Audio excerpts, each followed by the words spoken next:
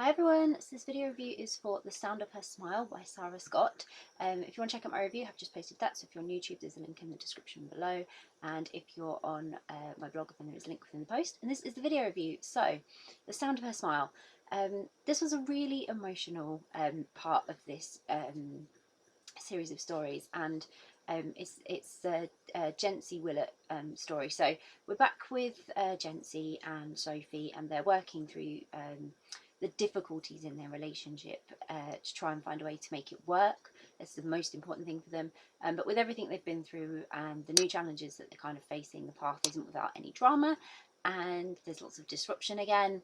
As they explored their feelings, their boundaries, and the future of their relationship. So it's difficult to say too much about the storyline without giving too much away, but it was great to be back with Jency and Sophie. I read the first book in the series, The Touch of Her Voice, which was absolutely beautiful, and then this is a brilliant follow-up to that. So they'd already been through so much, and if you haven't read that first book, then you really should before starting the second one, because it provides you all the context to understand the tensions in Jency and Sophie's current relationship and the situation they're in, and it helps explain the emotions that are fueling all their actions and decisions, and the place in which they find themselves at the beginning of this. So Jency's made mistakes, and what I love about her is she's very honest with herself and everyone around her about them.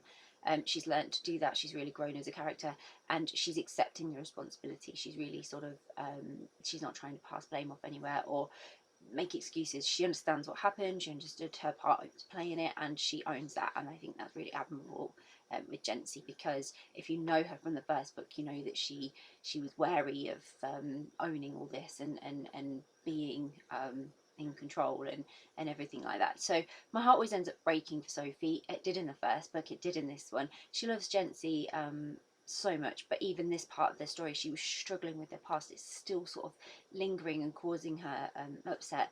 However, she did try a lot harder this time to understand it, work with Jency to make their relationship something more, because I think she just knew they had this really special connection and they needed to work on it to really be together and sort that out. So once they'd worked through a few of those things, the story had more happy and cute scenes as they worked on strengthening their relationship and really embracing all the happiness surrounding them and the people and what they could achieve. But it wasn't obviously without further drama, because it just wouldn't be that plain sailing for them. So there were complications. They sort of twisted the story in unexpected ways, and it never seems to be just simple and working out for these two.